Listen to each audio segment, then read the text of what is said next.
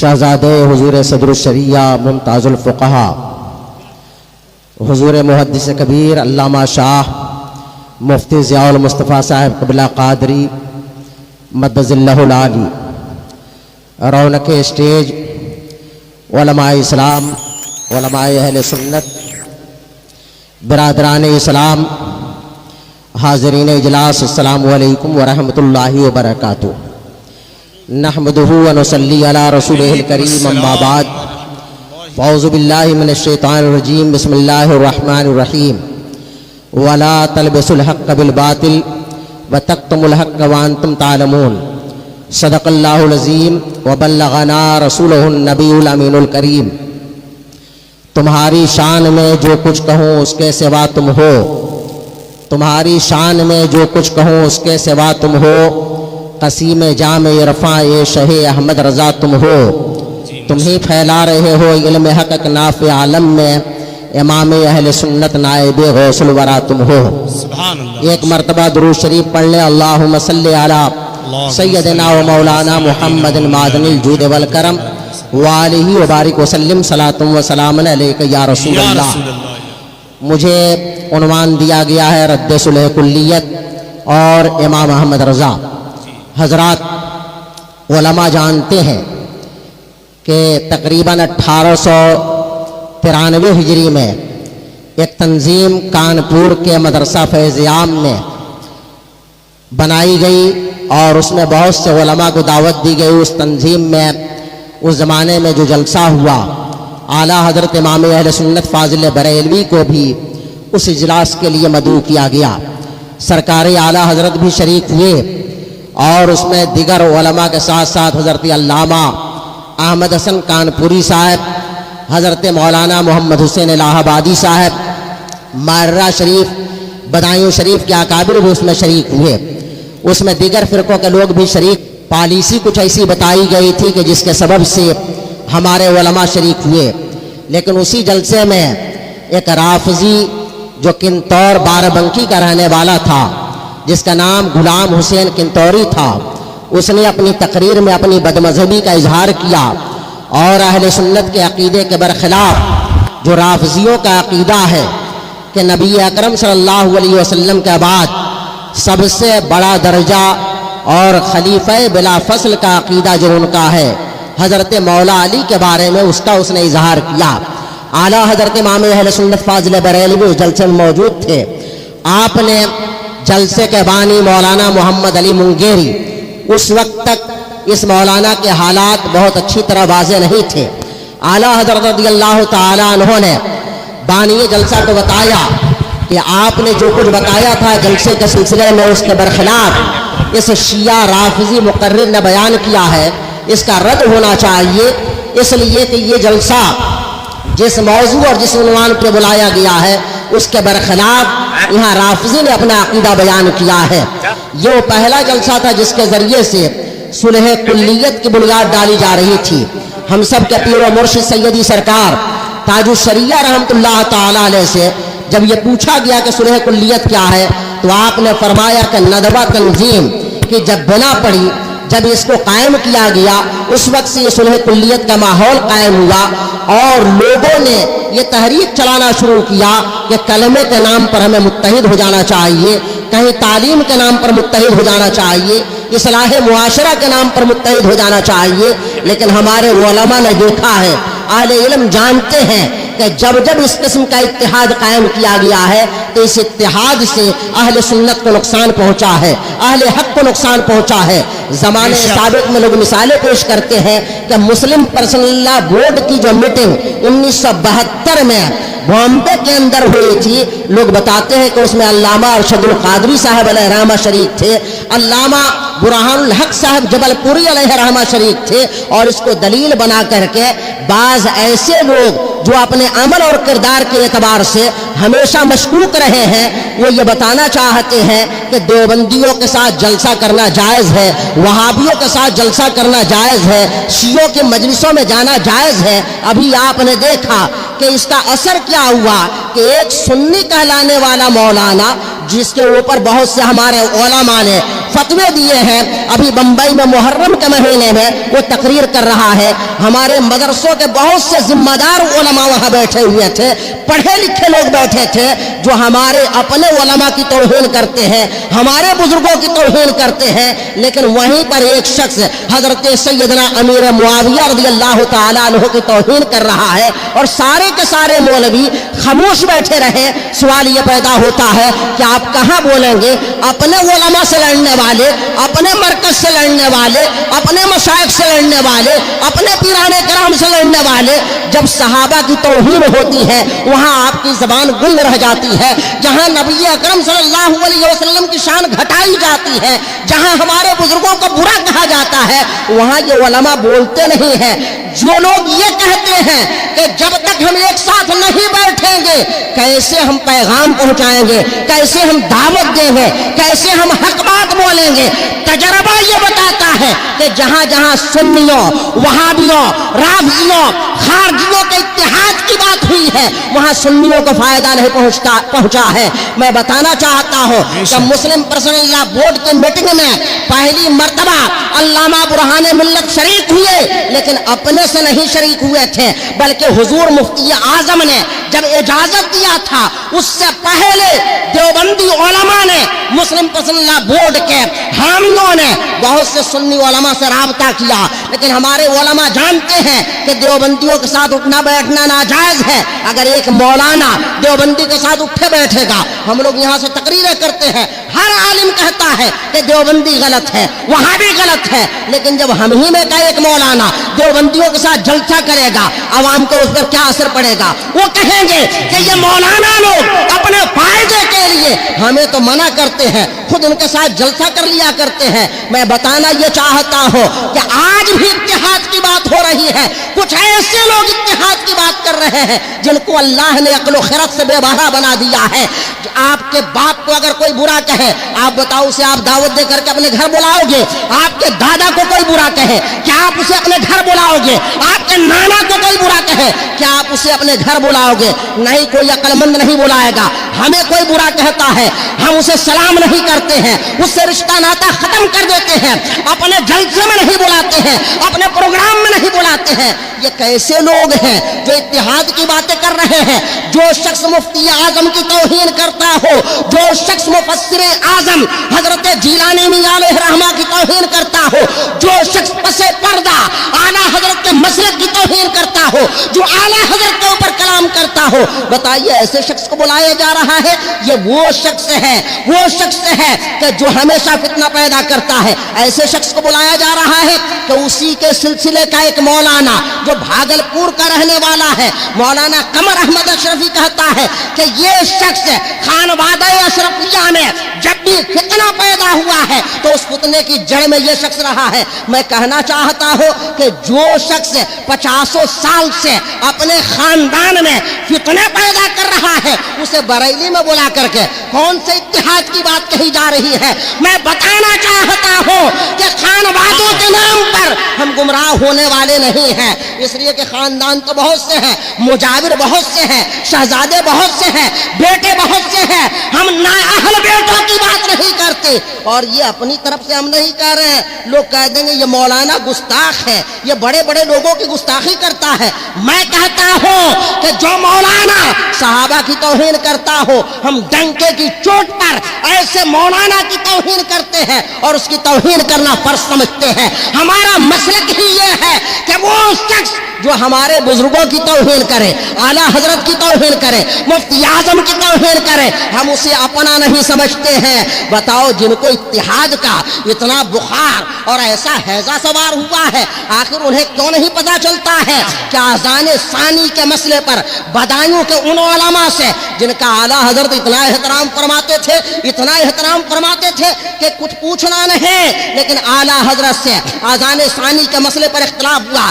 یہ مسئلہ عقیدے کا نہیں تھا, یہ مسئلہ اصولی نہیں تھا, یہ مسئلہ بنیادی نہیں تھا. اعلیٰ حضرت نے بھی کہیں نہیں لکھا کہ بدایوں کے لوگ دائرے اسلام سے خارج ہیں یا اہل سنت سے خارج ہیں، اس کے باوجود میں پوچھنا چاہتا ہوں، حجت الاسلام کا تعلق نہ رہا، مفتی اعظم کا تعلق نہ رہا، مفسر اعظم کا تعلق نہ رہا، صدر الشریعہ کا تعلق نہ رہا، ملک العلماء کا تعلق نہ رہا، آخر بدایوں کو 100 سال تک کیوں چھوڑ کر کے رکھا گیا؟ کیا یہ ہمارے تمام بزرگ نہیں جانتے تھے؟ ارے فتاوی رضویہ میں اور دیگر تمام فتوے کی کتابوں میں ایک مسئلہ نہیں بلکہ ہزاروں مرتبہ فرعی مسائل پر علماء نے کہیں حرام کا فتویٰ دیا ہے، کہیں ناجائز کا فتویٰ دیا ہے، کہیں کسی کو فاسق کہا ہے، کہیں کسی کو فاجر کہا ہے۔ میں کہنا چاہتا ہوں آنے والا جتنا بڑا گستاخ ہے، بلانے والا بھی اس سے کم مجرم نہیں ہے۔ وہ کیسا بیٹا ہے، وہ کیسا بھتیجا ہے، وہ کیسا پوتا ہے کہ جو اپنے باپ کے گستاخ کو بلا رہا ہے، اپنے دادا کے گستاخ کو بلا رہا ہے۔ سنو، جب ہم اجمیر کے مجاوروں کی پرواہ نہیں کرتے، کہ چھوچا کے مجاوروں کی پرواہ نہیں کرتے، جب ہم سیدی کے نام پر دھوکے میں نہیں پڑتے، تو خاندان رضا کے نام پر بھی ہم دھوکے میں پڑنے والے نہیں ہیں۔ چاہے کوئی خاندان رضا کا ہو یا کہیں اور کا ہو، اگر وہ مفتی اعظم کے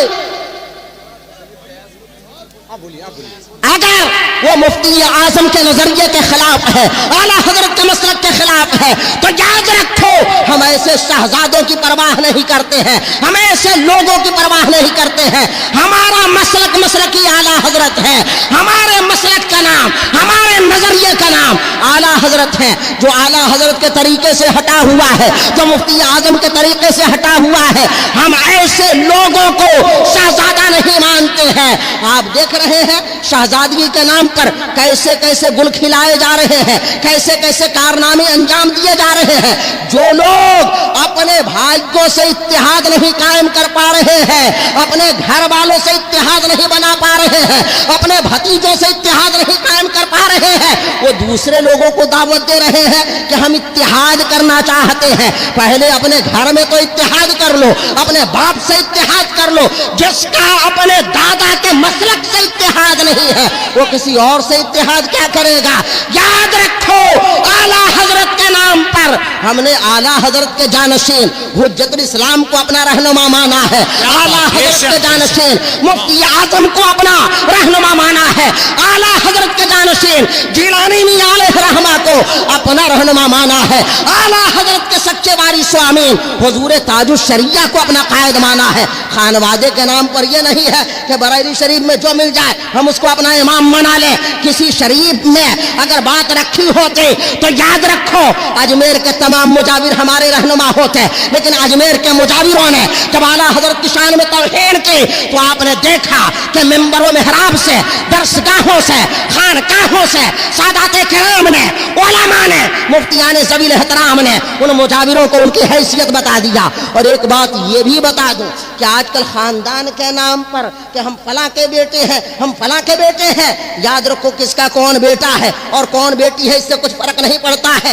اسلام میں پہلے عقیدہ ہے، صحیح سید وہ ہے جس کا عقیدہ صحیح ہو، ورنہ جتنے وہاں بڑے ہیں وہ سب اپنے آپ کو سید کہتے ہیں۔ ارشد مدنی اپنے آپ کو سید کہتا ہے، محمود مدنی اپنے آپ کو سید کہتا ہے، الو میاں ندوی اپنے آپ کو سید کہتا ہے، لیکن کیا تم انہیں سید مانتے ہو؟ سید نہیں، ہم انہیں مسلمان نہیں مانتے ہیں۔ ان ظالموں کو ہم کافر و مرتد مانتے ہیں۔ جو نبی کا گستاخ ہو، صحابہ کا گستاخ ہو، وہ ہمارا بھائی نہیں ہو سکتا ہے، ہم اس کے ساتھ نہیں بیٹھ سکتے ہیں۔